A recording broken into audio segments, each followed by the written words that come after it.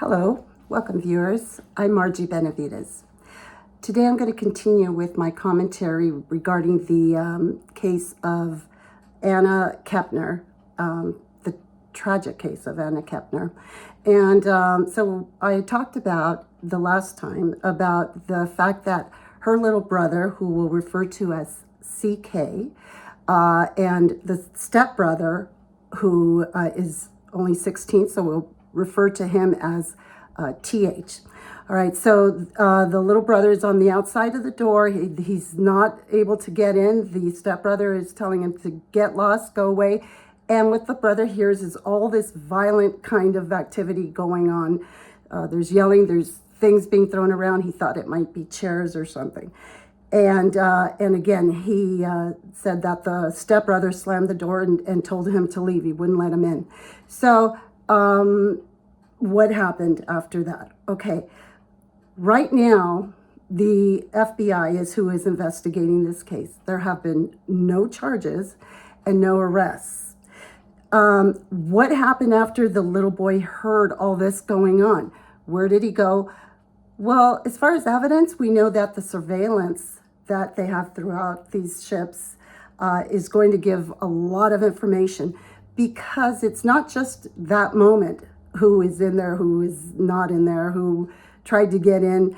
It's even later on throughout the evening, throughout that whole night, it'll show if anyone tried to come in, if anybody left. It's going to tell us that information. The other thing it's going to tell us is where every family member was. It's not going to show surveillance inside the rooms, thank God. Of course, that's not what we're, expecting. But there will be a lot of information that they have to go through, the FBI, as part of their investigation. And again, as I mentioned, the phones are going to be important. Every part of the phone, we get the Wi-Fi, we get the internet, all of that, texts, calls, will serve as evidence, probably, and we will see what the conclusion is. At this point, though, again, there have been no arrests and there have been no charges.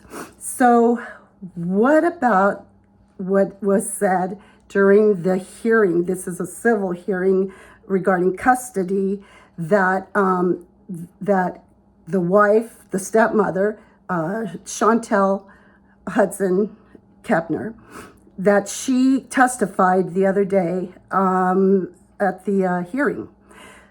Well, one thing, we're just going to focus in part of it, because that hearing gave us a wealth of information, and she's not Rebecca from Sunnybrook Farm either. So one thing she was asked is, who made the decision about the 16-year-old after the death of Anna?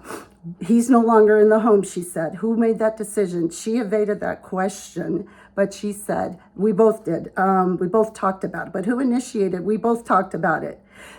That is not a court order. The fact that he is living with a family member on his mother's side, and I just think that person must be a saint, okay?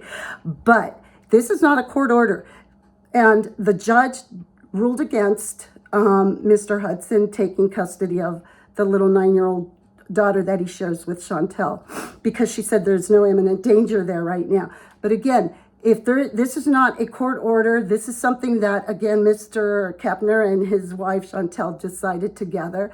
Who's to say that she doesn't say, I miss my little love, my little baby, my 16-year-old kid, and I want to see him. I'll have him come over just for one night. Again, the reason she answered this when the attorney asked, what was the reason for having him stay somewhere else? She said to keep the little one safe. Well, Anna was 18 years old. She was not a minor. Okay? All right. Now, who knows what's going to happen, how long he's going to be there. What if the relative where he's staying, where they say there's no minor children, again, Anna was not a minor, but what if that person, he or she, just doesn't like the situation anymore and says, here, you can have your kid back? What's going to happen? Again, there's no court order. We know that. So the judge decided that she could still keep the daughter, the 9-year-old, in her custody, because There's no imminent danger, she said. So that's how she concluded that. But still, why? What if Chantel and Chris did not decide? What if they just decided, well, we'll stay at home, we'll all go home and try to work this out? What's the situation with the 16-year-old, okay, with TH? I mean, he's not in juvie. He hasn't been charged. Nobody's been charged. So he could potentially come and go as he pleases, all right? So let's just, look into a little bit more of this. I want to talk next time about some of the other issues that were brought up in the custody hearing. And please like and subscribe. I would really appreciate that. Thank you. Catch you on the next one. Bye.